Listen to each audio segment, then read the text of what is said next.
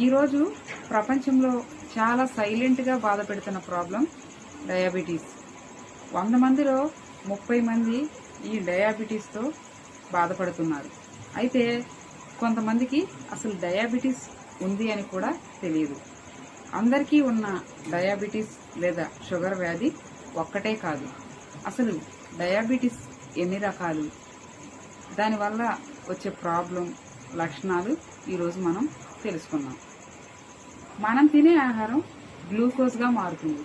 ఆ గ్లూకోజ్ని శరీర కణాల్లోకి పంపడానికి ఇన్సులిన్ అనే హార్మోన్ చాలా అవసరం. ఈ ఇన్సులిన్ అనే హార్మోన్ తక్కువగా తయారైనా లేదా పని చేయకపోయినా రక్తంలో షుగర్ పేరుకుపోతుంది. దీన్నే డయాబెటీస్ అంటారు. ఇక డయాబెటీస్లో రకాలు. మొదటి రకం పిల్లల్లో, యువతలో ఎక్కువగా వస్తూ ఉంటుంది. శరీరం ఇన్సులిన్ని ఉత్పత్తి చేయదు.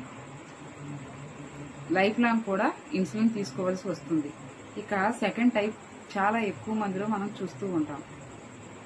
దీనివల్ల ఎక్కువగా వెయిట్ గెయిన్ అవ్వడం, ఎప్పుడూ కూడా అలసటగా అనిపించడం, ఆకలి ఎక్కువగా ఉండడం, అలాగే మూత్రానికి ఎక్కువగా వెళ్ళడం.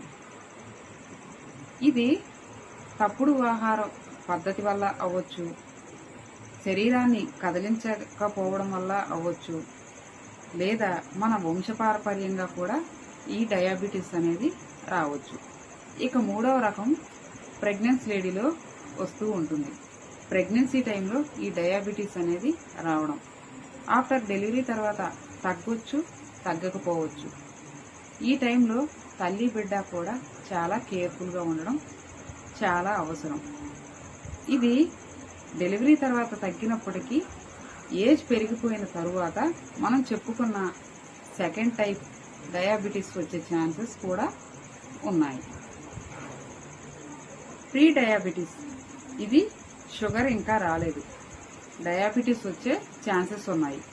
ఈ టైంలో మన లైఫ్ స్టైల్లో చేంజెస్ చేసుకుంటే రాకుండా అరికట్టవచ్చు. సెకండరీ డయాబెటీస్, ఇది కొన్ని మందులు, ప్యాంక్రియాస్ వ్యాధులు లేదా హార్మోన్స్ ప్రాబ్లం వల్ల ఇది రావచ్చు. దీని లక్షణాలు ఎక్కువగా దాహం వేయడం, ఎక్కువసార్లు మూత్రానికి వెళ్ళడం, బరువు తగ్గడం, గాయాలు త్వరగా మానకపోవడం ఈ వ్యాధి లక్షణాలు. మరి ఎలా తగ్గించుకోవాలి? తెల్ల అన్నం, చక్కెర, జంక్ ఫుడ్ని పూర్తిగా బంద్ చేసి vegetables, nuts and seeds, sprouts వంటి మంచి ప్రోటీన్ రిచ్ ఫుడ్ తీసుకుంటూ ప్రతిరోజు కూడా వ్యాయామం, తగినంత నిద్ర, తగినంత వాటర్ని తీసుకుంటూ ఉండాలి. డయాబెటీస్ రాగానే భయపడవలసిన అవసరం లేదు.